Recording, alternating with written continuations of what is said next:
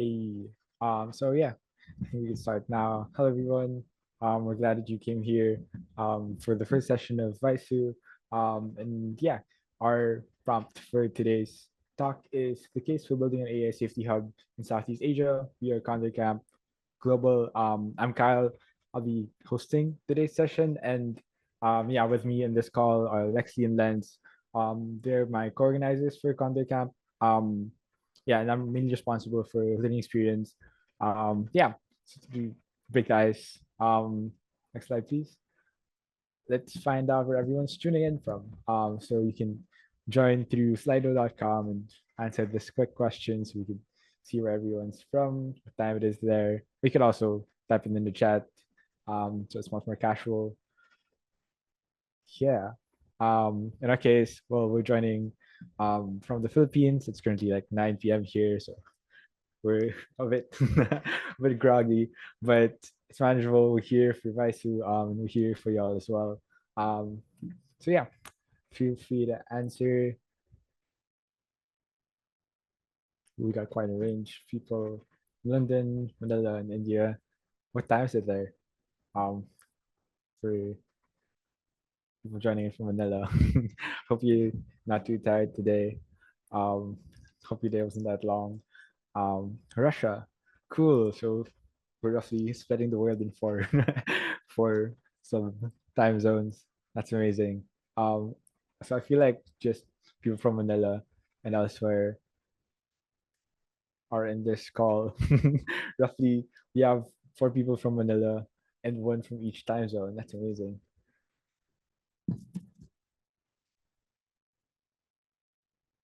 Cool. All right. I feel like that's everyone.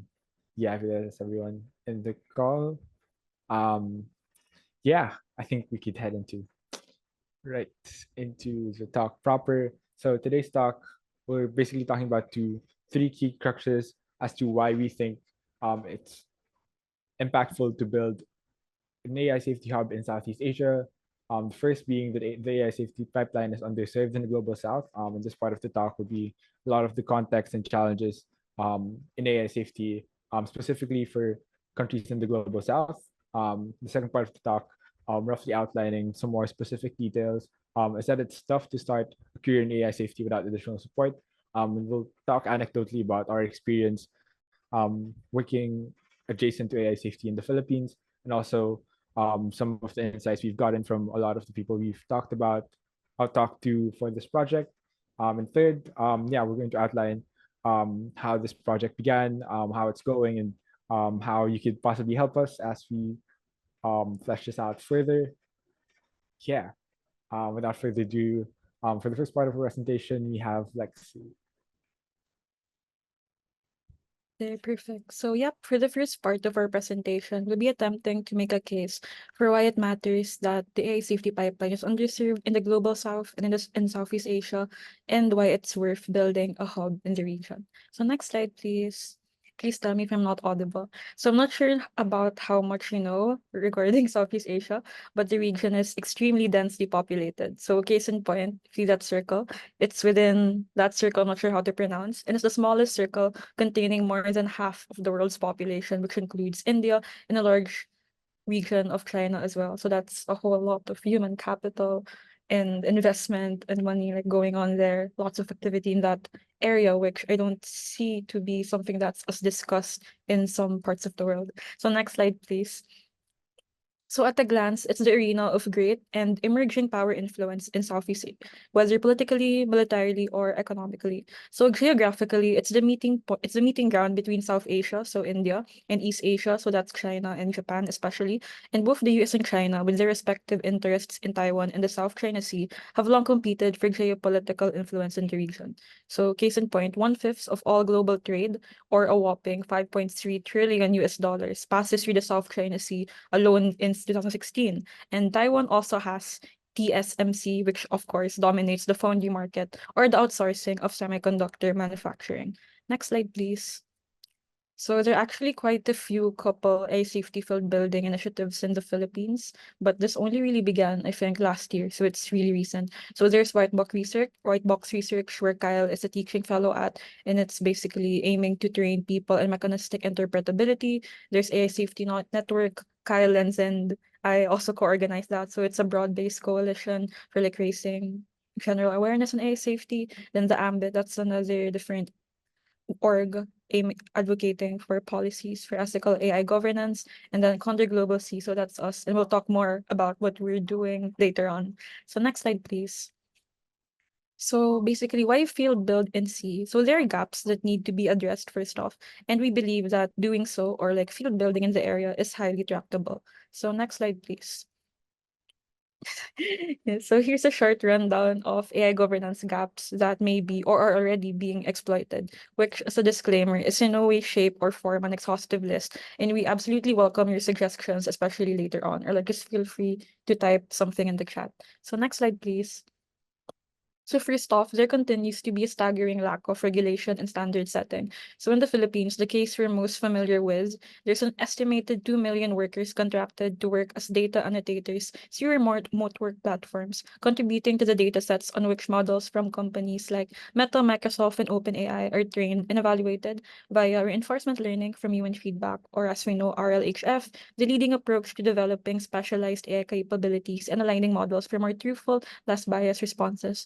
So unfortunately, these workers often face labor exploitation through low, delayed, and missed wages, as well as poor working conditions. And that's what they call digital sweatshops. So in this regard, the issue not only of ensuring that the benefits of AI are equitably distributed, but also of incentivizing workers to produce high-quality annotations despite the wage race to the bottom must be addressed, especially as AI evaluations research for emergent capability scales further. So this continues to be an informal sector that lacks the standards and legal frameworks for institutions to regulate and address the issues in the country.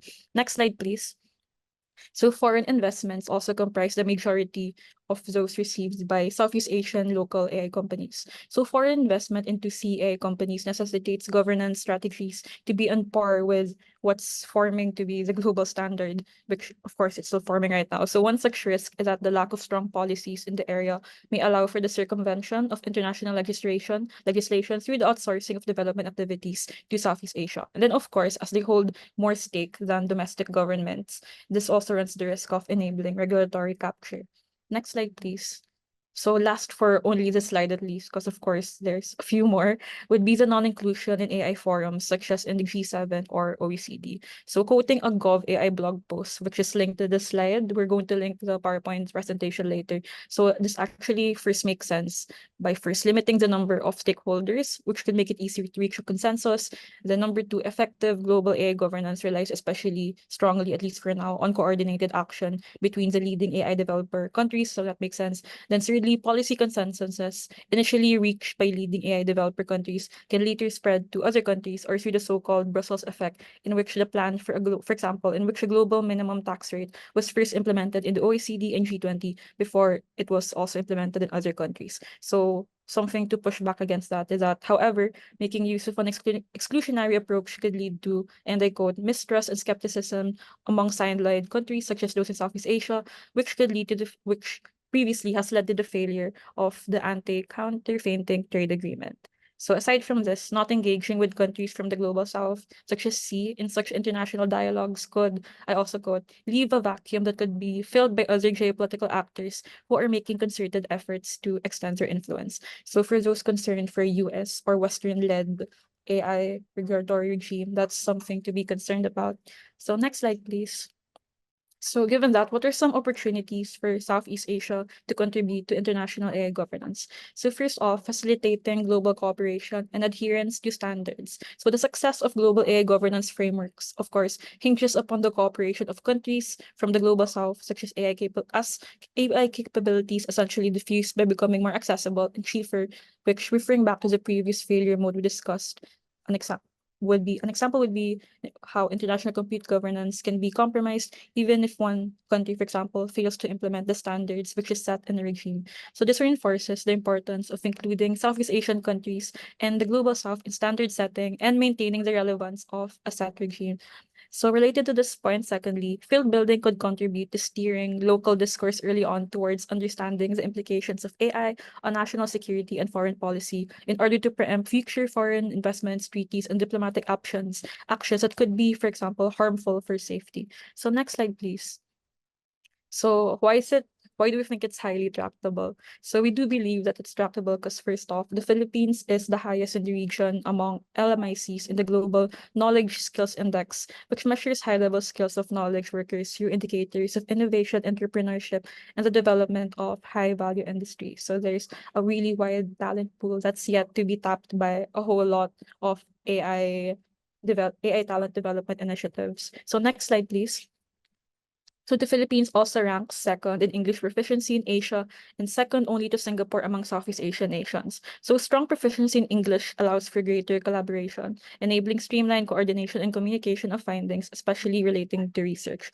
So relating to Singapore, however, relative to Singapore, the cost of living in the Philippines is at least 50% lower, suggesting that the cost of field building in the region may also be cheaper, specifically in the Philippines. So assuming equivalent impact for planned initiatives in the region, PH originating interventions are likely to be most cost effective. So these factors point towards the potential of the Philippines as an optimal hub for regional collaboration and the synergy of an existing ecosystem of AIS organizations and indicators of favorable local conditions prove advantageous in potentially building a hub for Southeast Asia in the country. So next slide, please. Go, Kyle. Right. Yeah. Just to sum that up, yeah. First off, we think that the field is very Southeast Asia has a lot of people which can contribute to AI safety. And we also sort of hinted at the fact that it could also be geopolitically significant to work on AI governance issues in Southeast Asia, as there's a lot of foreign influence in the area. So it's important to flesh out the field. And third, we've also worked through like the conclusion that there is a large perspective talent pool that we can tap in order to develop or steer them towards AI safety work. And that's basically what we're building up upon in this next section. So this is a more specific um, talk or segment on what Condor Global is doing in response to that quick situation in Southeast Asia, what our work is like, and sort of basically what our core principles are and what our core considerations are as we move forward. Yeah. So our core premise is really that it's tough to start a career in AI safety without additional support. And this is something that would be particularly felt in Southeast Asia. And so in response, our theory of change for Condor Camp Global is to focus on the talent pipeline creation in Southeast Asia. Next slide, please. Right. So we're making three key assumptions here. The first we've previously discussed. There's an existing talent pool that we can counterfactually steer into AI safety work, which I think a lot of people would find that resonates with them. A lot of people think that a lot of devs in Southeast Asia, but not a lot of devs working on AI safety in particular. The second is that the bottleneck for AI safety in low and middle income countries, and this is something we found common with Condor Camp Brazil, but especially in Southeast Asia, is that we lack two main things. So one is context and one is infrastructure or support. And third, there are tractable opportunities to contribute to technical research in in general, and also at the same time make progress on local AI safety um, research agendas. So this is more on the governance end, and we'll go through them later. On next slide, please. So to expand on the second point, the bottleneck we found in Southeast Asia is context and infrastructure. And we found this check for the mix of research and also like focus group discussions. Because one, we found that global opportunities are not accessible. Although the yeah, physically speaking, they are geographically far, but also a lot of these opportunities are also contextually distant. A lot of people who are leaning towards applying to these opportunities find that they often lack context. And context in this sense means like expertise or initial projects or connections that have probably gone through these sort of fellowships as well. And so they hesitate to join and they view these opportunities as high risk. Of course, flying for like a week or a month or a few months to another country for AI safety work seems much more high risk than maybe staying in uni or studying or taking an internship locally. And building up on that from one-on-one conversations we've had, a lot of Southeast Asians are motivated to solve AI safety problems, but often lack three things. And those are awareness. So a lot of people lack awareness on how to contribute. So a lot of them feel strongly that AI safety is something they should build upon, and this is something from as simple as keeping ChatGPT safe, or keeping a lot of the machine learning models safe and bias free. And it extends further to more long-term risks, like there are evident risks that AI models can cause significant harm, and so they do want to work in that field, but often they lack expertise. Like, how can they get started? That is like a common bottleneck. The second is a lot of Southeast Asians are aware of these opportunities abroad, opportunities like maths, but often lack the accountability to upskill. This means they basically lack a community so they could upskill together, and they often find that it's hard for them personally to keep up, to keep themselves accountable. And the third is a lot of Southeast Asians feel that since a lot of these opportunities are abroad, there is also low certainty of a career path you can build out of it. Of course, this is relative to a lot of local opportunities and a lot of more concrete opportunities. Like AI safety in Southeast Asia often lacks translatability in that you wouldn't know how your day looks like. And that's something that we want to address as well. In this sense, it appears to us that what we need instead is an immersive, highly driven community. Um, and this sort of addresses a lot of the key issues here. We can find people who can hold themselves accountable to upskill. At the same time, it could build a lot of awareness on how to contribute, and we could definitely flesh out a more specific career path once we have a local community. And yeah, we'll get into why we're choosing camp format later on. But as a result of these, we're choosing to focus on the talent pipeline since, and we're drawing from a conversation from AI Safety Camp and I think Ryan Kidd from Matt on the AI Safety talent pipeline. And they basically outline like three tiers to talent in AI safety. There's unknown talent, which is basically the general public that is unknown to um, AI safety as a field. There's directed talent, people who are actively posting or in the communication channels for AI safety, and there's informed talent, people who are actively working or actively researching on these topics. So a lot of the boot camps are outlined there. And sort of the gap that we're seeing in Southeast Asia is the bridge from unknown talent to informed talent as well. So similar to AI Safety Camp. But we see this mainly as a counterfactual since a lot of opportunities or AI Safety Camp doesn't really get a lot of people from Southeast Asia. So we see the gap there and see the motive for organizing Condor Camp in this sense. Yeah. So next slide, please. Yeah. So we see some key areas of support and failure modes for our project. Yeah, this is a project that we're currently organizing. And so these are some of the considerations we took into account while formulating our program. One of the gaps that we've seen with Condor Camp Brazil, who's advising us on this project, is that the main thing that a lot of participants need is connections with mentors and sustained work on AI safety projects. Um, sorry. Yeah, you can find the deck here. Just see. Sort of take a quick break. Yeah, should be shared to everyone. Anyway, yeah, getting back to it. Yeah, we find that the gap is in two respects, connecting with mentors and sustained work on AI safety projects. And one failure mode we often see here is that a lot of these camps tend to be one-off. So after a camp, you often lack, follow-up projects or connections. And so we seek to address this by, aside from holding a one-week camp, we're also giving project micro grants and we're structuring the camp as a sort of hackathon to incubate ideas. Yeah, the second area of support that a lot of people need is they're often not ready for further opportunities following the camp. And yeah, we found this through Condor Camp as well, and that they were applying for opportunities right after the camp, but they weren't getting accepted. And of course, this is a common occurrence for people who are new to the field. But the way to address this for us would be post-camp alumni support and sustain community building activities. Yeah, as Condor Camp Global, we're also starting a bunch of local uh, we're starting to shift a lot of global opportunities and converting them to local ones. An example is, we're hosting a parts hackathon this weekend, and yeah, with this approach, we hope to host similar events after our main camp. Yeah, and one really strong area of support. One reason why we're holding this camp now and sort of the urgency behind it is that there are now a lot more quick feedback opportunities. So a lot more bootcamps to apply to that are lower bar, but also a lot of bounties and hackathons that anyone can join with the right context and skill. And we feel that a lot of people who are skilled in Southeast Asia can easily translate their skills into AI safety work.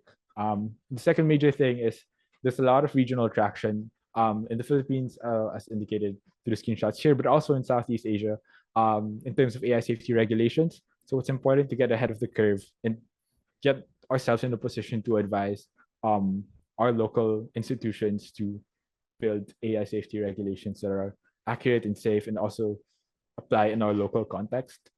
So yeah, next slide, please. Yeah, this is a quick segment of our TOC. You could read our theory of change linked below on the slides. Yeah, so just to sort of frame our program in the global context, we see that our program is cost effective, roughly 4.8K USD per participant, which might seem quite pricey if you're from the global south. But comparing this to other camps, for example, for iterations in Brazil, they were roughly expenses were roughly 10 to 15K. But yeah, this is all subject to our ability to filter for high quality participants. But this means that because there's a lot less logistical overhead, we could potentially scale this camp up much faster, much further, and to also find for much better talent for a much lower price range or price cost. Um, we also want to situate this in like the global talent pipeline. We want to say that building AI safety in Southeast Asia does not only translate to Southeast Asian talent pipelines, but also to the global talent pipeline, in that a lot more people are able to contribute in various capacities, not only like full-time capacities as researchers, but also part-time capacities as we're finding now.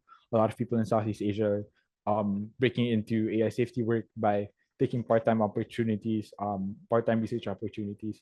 And yeah, we have a medium to high confidence that we could find and filter top talent, as this field is vastly unexplored. There's a lot of talent that can be found but aren't yet, and we seek to measure that much further. We flesh out how in our TOC. So yeah, much to do about our approach. I think you're keen to hear about some progress that Condor Camp has been making. So our next segment, Lens will talk about how Condor Camp is going and what we might need from you, how you can help. Yeah, hi. So I guess to start off, really this section that I'll be talking about is more of a response to what Lex and Kyle has been saying in their presentations. And the main idea would be that collaboration can really help us strengthen the pipeline in the global south. So the Condor initiative started in Latin America, and right now they're poised to make a global impact, which is going we're now expanding to Southeast Asia. But at the start, Condor initiative really its vision was to connect high talent to high impact. Condor Camp in Brazil has successfully run 3 AI safety / long-termist focused camps for highly talented Brazilian university students.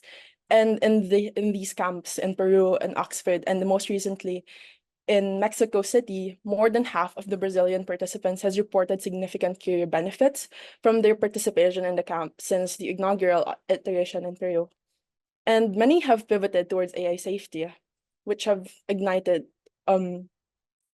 career shifts and transformations, proving that these camps are not just educational, but also transformative in the way that they're guiding and shaping future AI safety researchers or policymakers, or even just people who work into field building and community building in AIS.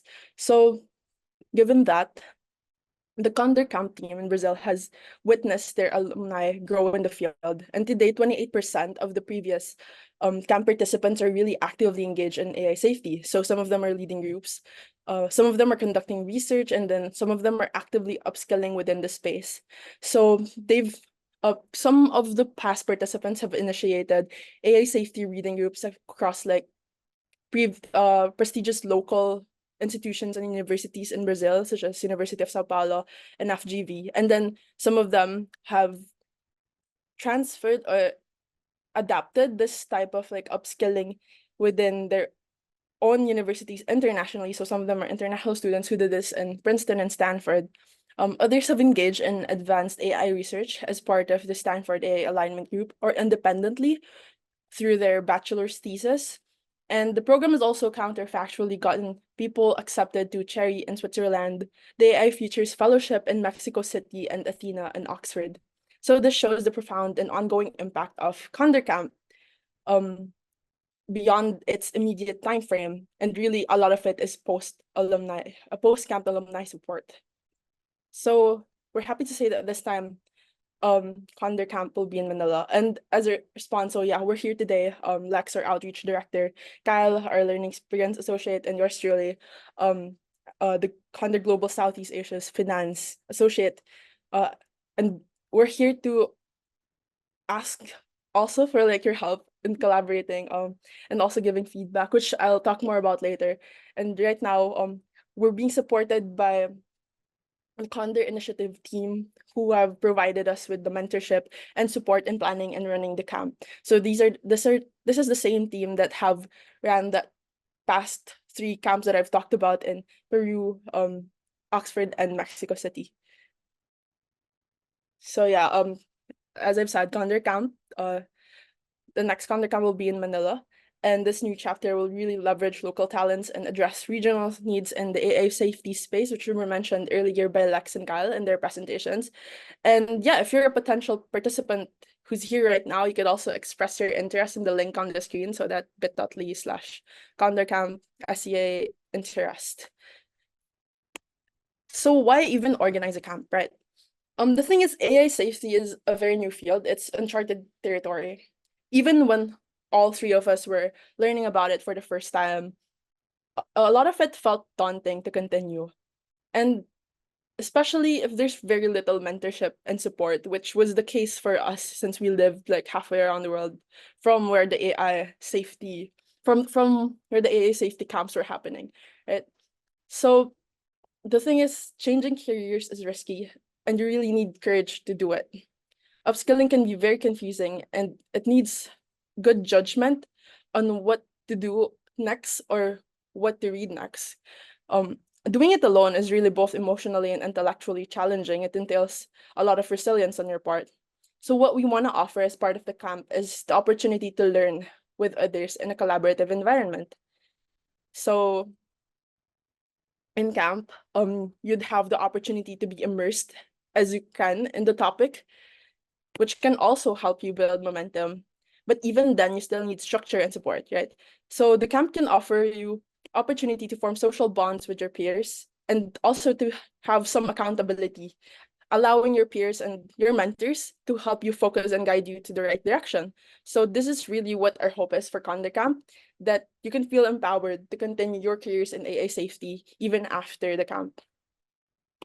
And so far, in the past few months that we've been organizing this, we've talked to 20 highly talented students from referrals and have received, but the last time we checked, around 63 formal expressions of interest, and this is still increasing. So our one-on-one discovery calls are still ongoing, and we expect a public launch to further increase interest because right now we haven't really, well, right now we're publicly launching in Visu, but then yeah, like we haven't formally announced like when the camp is being held, but so far we're eyeing around December or January 2025, December 2024, January 2025.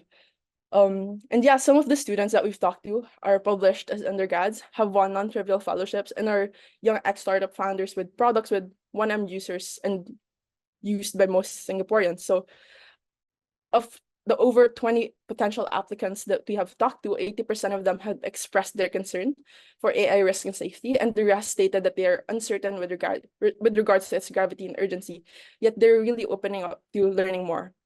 And so far we've contacted and have gotten some confirmation from 8 lecturers and mentors who are either willing to travel all the way to the Philippines for the event or contribute remotely.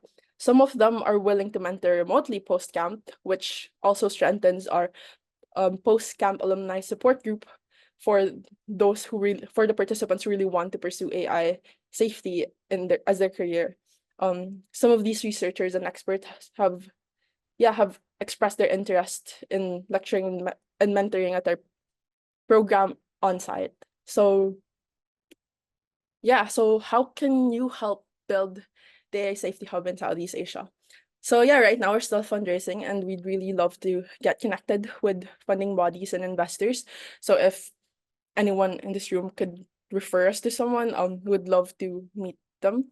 But so far, yeah, we've also applied to numerous funding bodies, and I think in the next week we'll also post in Manifund. So yeah, we'd also love to connect with with other field builders. So people who are doing work on the Global South or LMICs and AI safety. And maybe ask if we could have feedback and help us improve our strategy. So we'd love to talk to well, yeah, fellow field builders and also like potential participants. If if you know anyone who would be interested in joining the camp, you could send them our way. So we have the same link for collaborations and for funding and for volunteering. So if this is something of interest to you, yeah, just I I I think I'll send the link on the chat if it's not there yet. Yeah.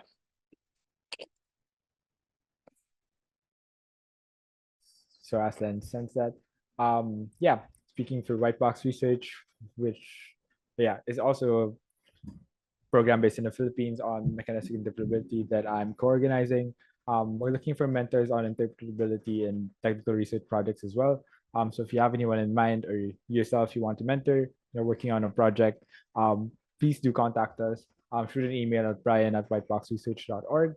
We're going to have a research phase after our sort of upskilling phase, which happened the past 2 months. So that'll be really helpful.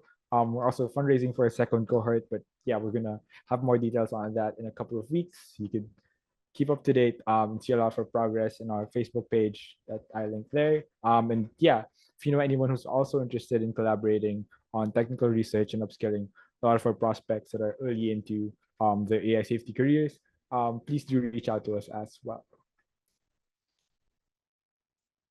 Yeah, that should be it. Thank you for listening. Yeah, the form is now in the chat, the interest form. Yeah, feel free to reach out to us through these channels and to join on Slido if you have any questions or just shoot them up in the chat and we're free to answer. For Slido, you have to enter the code 1863356 or just scan the QR code on the screen.